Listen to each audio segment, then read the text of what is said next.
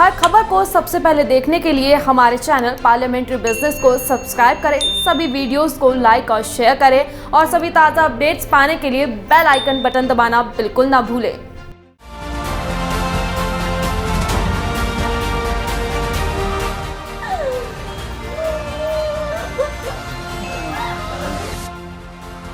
हाथरस मामले में पीड़िता का शव जबरदस्ती जलाने का मामला तुल पकड़ता नजर आ रहा है।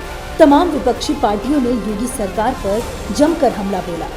इस मामले में अब राजनीति भी तेज हो गई है। 29 सितंबर की आधी रात को जब हाथरस पीड़िता के शव को जलाया गया तो यूपी सरकार को अंदेशा नहीं रहा होगा। अगली सुबह भारी पड़ने वाली है। कुछ कैमरों में वो जलती हुई चिता कैद हुई और पीड़ित परिवार ने आरोप लगा दिया कि बेटी का मुंह देखने का मौका नहीं मिला। बेशक इसमें किसकी गलती थी, फैसला स्थानीय स्तर पर था या ऊपर से था, इस पर जमकर राजनीति भी हो रही है। शव लाया गया था लगभग 12:40-45 पे। तब मेरी ओम प्रकाश जी से और इनके जो बेटे हैं उनसे बात हुई थी और उन्होंने सहमति दी थी कि रात को अंतिम संस्कार कर दिया जाए।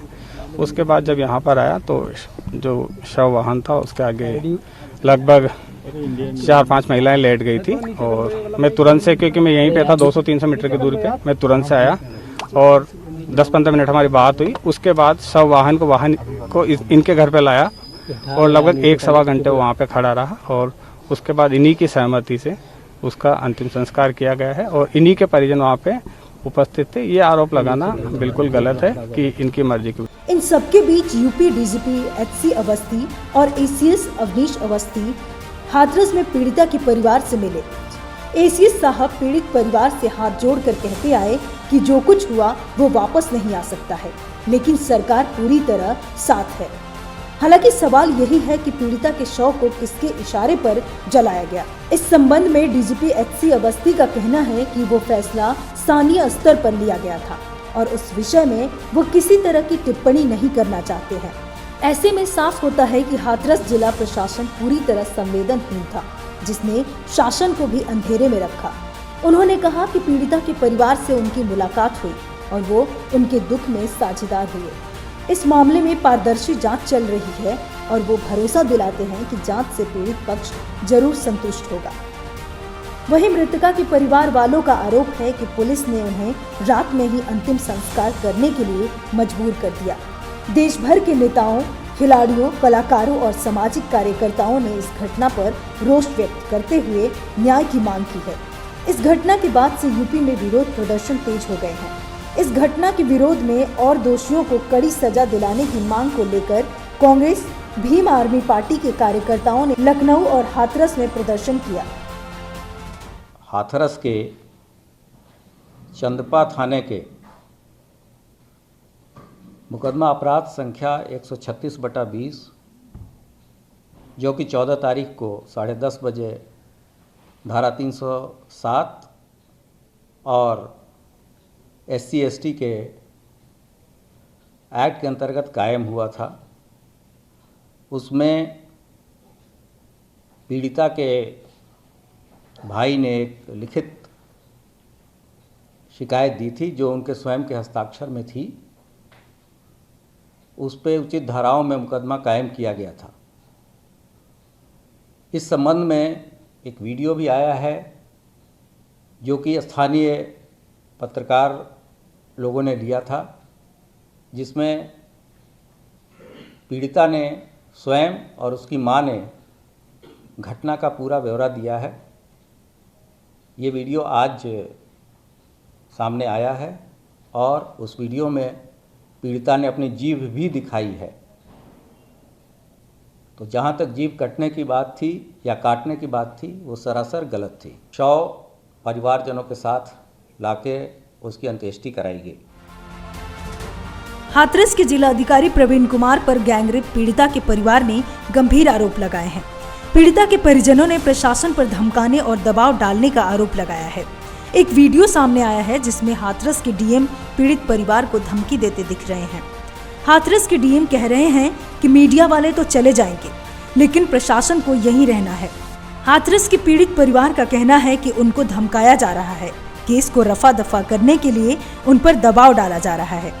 वीडियो में हाथरस के डीएम प्रवीण कुमार पीड़िता के परिवार से कह रहे हैं कि आप अपनी विश्वसनीयता खत्म मत कीजिए। मीडिया वाले आधे चले गए हैं, कल सुबह आधे निकल जाएंगे, 2-4 बचेंगे, कल शाम हम आपके साथ खड़े हैं। अब आपकी इच्छा है कि आपको बयान बदलना है या नहीं। पीड़िता की भाभी ने कहा कि हमसे बोला गया कि तुम्हारी लड़की अगर कोरोना से मर जाती तो मुआवजा मिल जाता क्या। हमें धमकियां मिल रही हैं, पापा को धमकाया जा रहा है। उस वक्त हालात ऐसे थे कि जो मन में आ रहा था हम लोग बोल रहे थे। अब ये लोग हमें यहाँ रहने नहीं देंगे। आप अपनी विश्वसनीयता खत्म मत करिए। ये मीडिया वाले मैं आपको बता दूं, आज अभी आधे चले गए, कल सुबह तक आधे और निकल जाएंगे, 2-4 बजेंगे कल शाम को, और हम ही आपके साथ खड़े हैं। अब आपकी इच्छा, आपको बार बार बयान बदलना नहीं बदलना है। उत्तर प्रदेश के हाथरस में एक दलित लड़की के कथित गैंगरेप और उसकी मौत के मामले को लेकर कांग्रेस नेता प्रियंका गांधी ने डीएम के बर्खास्त किए जाने की मांग की है। प्रियंका गांधी ने रविवार को ट्वीट कर कहा, हाथरस के पीड़ित परिवार के अनुसार सबसे बुरा बर्ताव डीएम का था। उन्हें कौन बचा रहा है? उन्हें तत्काल बर्खास्त कर पूरे मामले में उनके रोल की जांच हो। इसके अलावा प्रियंका ने कहा, यूपी सरकार अगर जरा भी नींद से जागी है तो उसे परिवार की बात सुननी चाहिए। इससे पहले प्रियंका ने पीड़ित परिवार के सवालों और मांगों को लेकर ट्वीट किया था। बसपा सुप्रीमो मायावती ने भी रविवार को हाथरस मामले पर कहा कि हाथरस गैंगरेप कांड के पीड़ित परिवार ने जिले के डीएम पर धमकाने आदि के कई गंभीर आरोप लगाए हैं। यूपी सरकार की रहस्यमय चुप्पी दुखद और अति चिंताजनक है। हालांकि सरकार सीबीआई जांच हेतु राजी हुई है, लेकिन उस डीएम के वहां रहते इस मामले की निष्पक्ष जांच कैसे हो सकती है। उत्तर प्रदेश के हाथरस में दलित युवती के साथ गैंगरेप और फिर मौत की वारदात से पूरे देश में गुस्सा है। पुलिस ने 4 आरोपियों को गिरफ्तार कर लिया है। अब देश में दोषियों को कड़ी सजा देने की मांग हो रही है, लेकिन इस बीच स्थानीय प्रशासन की ओर से कई तरह की सख्ती बरती जा रही है। गांव में मीडिया की एंट्री पर रोक लगा दी गई, किसी नेता को जाने नहीं दिया जा रहा है। खुद डीएम जाकर परिवार से धमकी भरे अंदाज में बात कर रहे हैं। पहले राहुल गांधी, प्रियंका गांधी को हाथरस जाने से रोका गया। अब शुक्रवार को टीएमसी सांसद डेरेक ओब्रायन को रोका गया और उनके साथ बदसलूकी की गई। इतना ही नहीं, अब पीड़िता के गांव में मीडिया की एंट्री पर भी रोक लगा दी गई है। जब ये सभी कड़ियां मिलती हैं तो प्रशासन के रवैये और उनके मकसद पर सवाल खड़े होते हैं, क्योंकि प्रशासन सच बाहर आने से बचना चाहता है। इसी वजह से किसी की एंट्री पर रोक लगा दी है। आखिर वो कौन सी तस्वीरें सामने आई हैं जिनसे प्रशासन के रवैये पर सवाल खड़े होते हैं? साफ है कि प्रशासन ने इस मामले में जिस तरह से रिएक्ट किया है उस पर कई तरह के सवाल खड़े हो रहे हैं।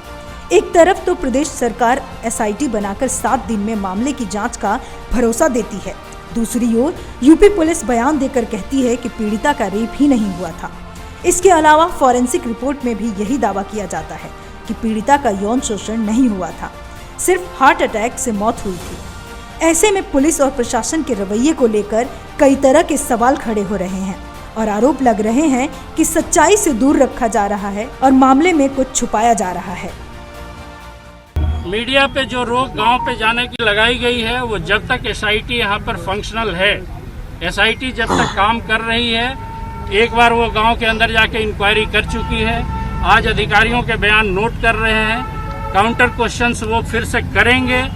जब वो हमें ये कर देंगे कि उनका गांव के अंदर का इंक्वायरी कंप्लीट हो चुका है, मीडिया को जाने पे रोक हटा ली जाएगी। मीडिया को रोकने का किसी का कोई इंटरेस्ट नहीं है। एसआईटी को वर्क उसका हैम्पर न हो, उसकी इंक्वायरी प्रभावित न हो, इसके लिए ये रोक लगाई गई। 200 पुलिस वालों की घर पर क्या मैं इसमें कोई कमेंट नहीं करूँगा, क्या जरूरत है? कोई कमेंट नहीं करूँगा। दूसरी बात मैं कर लूँ अपनी मैम, सिर्फ वन में दूसरी बात कंटिन्यू करो सर, कंटिन्यू करो सर आप। दूसरा मुझे ये कहने का निर्देश हुआ है, prevailing law and order condition को देखते हुए पॉलिटिकल डेलीगेशंस पे रोक लगी रहेगी। पॉलिटिकल डेलीगेशन के किसी भी मेंबर्स को इंडिविजुअली, कलेक्टिवली गांव में जाने के लिए अलाउ नहीं किया जाएगा जब तक एडमिनिस्ट्रेशन, हायर ऑफिशियल्स ये डिसाइड न कर लें कि अब गांव का माहौल मुफीद है, पॉलिटिकल डेलीगेशंस अलाउ कर दिया जाएगा। उसके बाद जब तक नहीं होगा अलाउड, जब तक prevailing law and order conditions बनी हुई है।